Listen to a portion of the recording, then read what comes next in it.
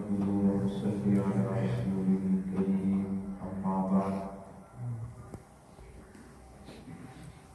سبحانك لا علم لنا إلا ما علمتنا إنك أنت العليم الحكيم اللهم صل على سيدنا ومولانا محمد وعلى آل سيدنا ومولانا محمد وبارك وسلم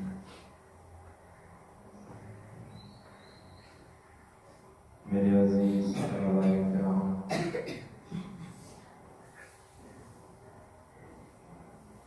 آپ سب آج جانتے ہیں کہ آج کی یہ مجلس تکمیل قرآن کی مجلس ہے۔ محمد بلال جان نے ماشاءاللہ 19 ماہ میں پورا قرآن مکمل حفظ کیا ہے۔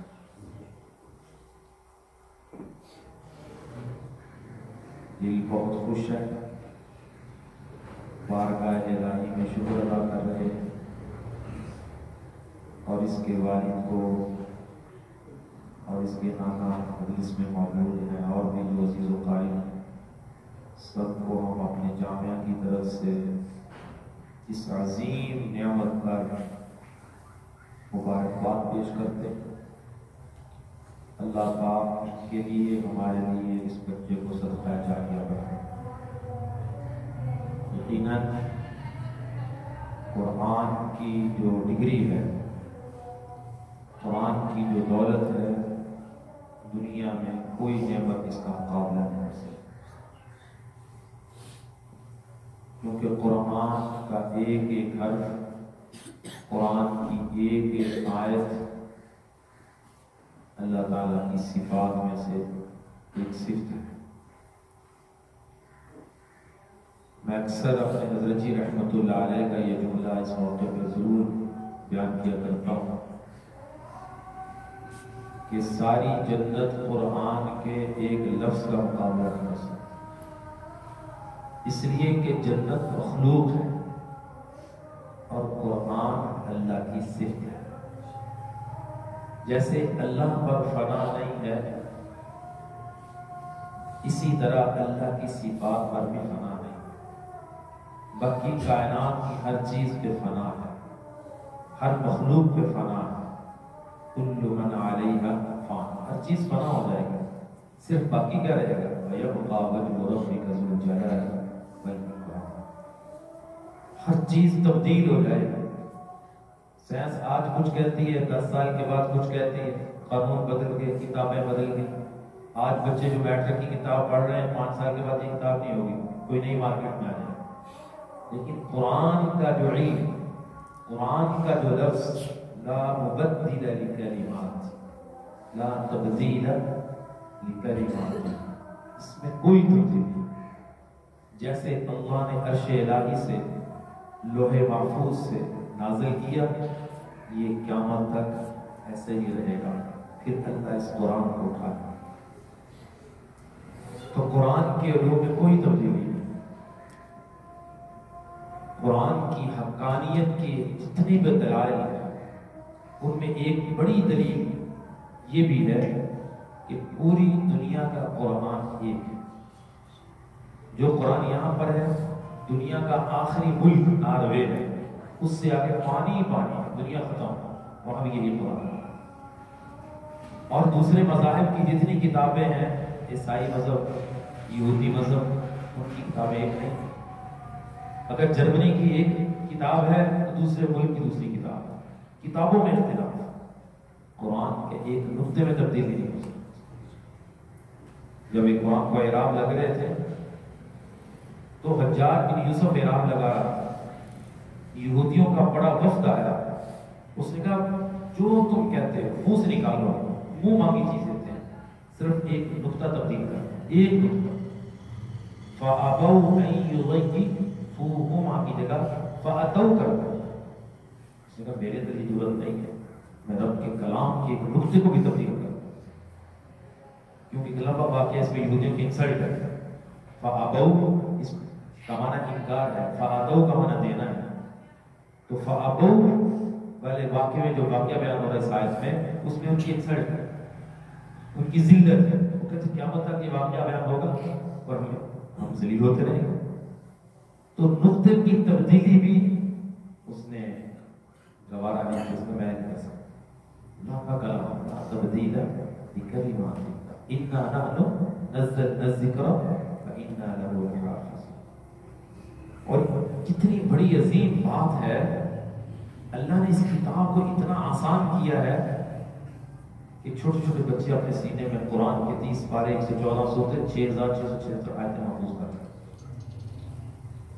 فیصل آباد میں ایک بچے نے 40 دن میں پورا قرآن مکمل کر لیا. 40 دن. کس نے آسان کیا؟ کوئی چھٹی کی کتاب یاد کر کے دکھایا، کوئی میٹرک کی ریاضی یاد کر کے دکھایا. اس طرح وَلَقَدْ يَسَّرْنَا الْقُرْآنَ لِلذِّكْرِ فَهَلْ مِن مُدَّكِرٍ. بڑی مبارک گھڑی ہے، والدین کے لیے بڑی سعادت ہے، اساتذہ کے لیے بڑی سعادت ہے. اساتذہ بھی مبارکباد سمجھتے ہیں جس استاد نے دن رات محنت کر کے بچے کو اس مقام تک پہنچایا ہے. یقیناً انسان زندگی بھر نہ اپنے والدین کا احسان کا بدلہ دے سکتا ہے، نہ اپنے استاد کے احسان کا بدلہ دے سکتا ہے. یہ بدلے دو چیزیں بڑی اہم ہیں، اور جو چیزوں کو مضبوط کرتا ہے، ادب و احترام کرتا ہے، تو اللہ پاک اسے دنیا آخرت میں کامیابی نصیب کرتا ہے. اور یہ قرآن کی جو ڈگری ہے، قرآن کی جو دولت ہے، اس پہ سند، اس پہ گارنٹی محمد رسول اللہ صلی اللہ علیہ وسلم. لاؤ کوئی ایسی یونیورسٹی، کوئی کالج جو اپنے علم پہ گارنٹی دیتی ہے کہ اگر یہ ہمارا علم اچھا پڑھے گا یہ ضرور کامیاب ہوگا، اسے ضرور نوکری ملے گی، اسے ضرور جاب ملے گی، یہ بڑا پیسہ کمائے گا اس علم کے ذریعے، یوں ہو جائے گا.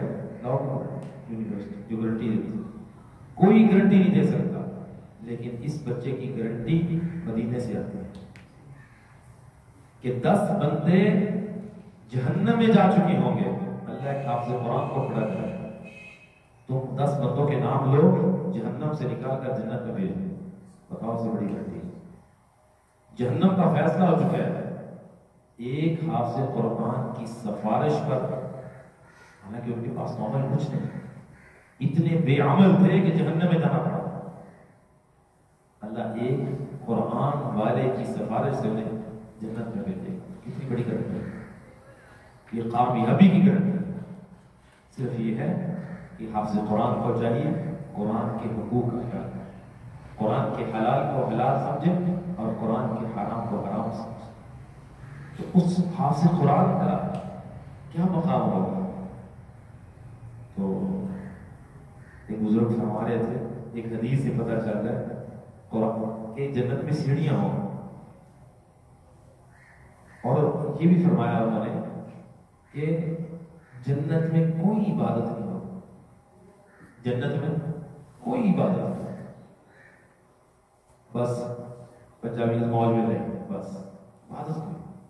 اور فرماتے ایک عبادت ہو، ایک چیز کی، وہ ہے قرآن کا تلاوت. وہ کہتے اس حدیث سے پتہ چلتا ہے، اللہ کے نبی فرماتے ہیں، اللہ آپ سے قرآن سے فرمائیں گے قرآن پڑھتا جا جنت کے درجے چڑھتا جا. جہاں قرآن ختم وہیں تلاوت، قرآن ختم. اللہ کے نبی سارے جنت کو قرآن سنائیں، اللہ تعالیٰ سارے جنتیوں کو قرآن سنائیں، اور وہ قرآن کی تلاوت جنت میں بھی ہو. ایسی مزیدار چیز ہے قرآن کی تلاوت. اللہ تعالیٰ ہم سب کو زندگی پر قرآن کی خدمت کرنے کی توفیق نصیب فرمائے، اور قیامت کے دن اٹھائے تو ہمیں قرآن کے خاتموں میں کھڑا کرے، اور قرآن کے خاتموں کے ساتھ ہی جنت میں بھیجے. اور جس طرح قرآن دنیا میں خوبصورت لہجوں میں، خوبصورت آواز میں پڑھتے ہیں، اسی طرح اللہ ہمیں آخرت میں بھی قرآن جنت میں پڑھنے کی توفیق نصیب فرمائے. ابھی محمد بلال آپ کے سامنے اپنا آخری سبق سنائے گا، اور پھر مبارکباد دیتا ہوں. اور بڑی محنت ہے، 4 دن میں ایک بار ختم، 5 دن میں ایک بار ختم، ایک دن میں پاؤ پارا، روزانہ پاؤ پارے کا سبق سنانا. یہ اللہ کا خصوصی کرم ہے، خصوصی اللہ کی نوازش ہے. اللہ تعالیٰ مزید اس بچے کو اپنی رحمتیں برکتیں عطا فرمائے، اور سارے بچوں کو اللہ یہ رحمتیں عطا فرمائے. میری ہر ایک کے لیے دعا ہے، اللہ ہر ایک کو کامیاب کرے، اور اللہ پاک ہر ایک کو آج کا دن دیکھنے کی توفیق نصیب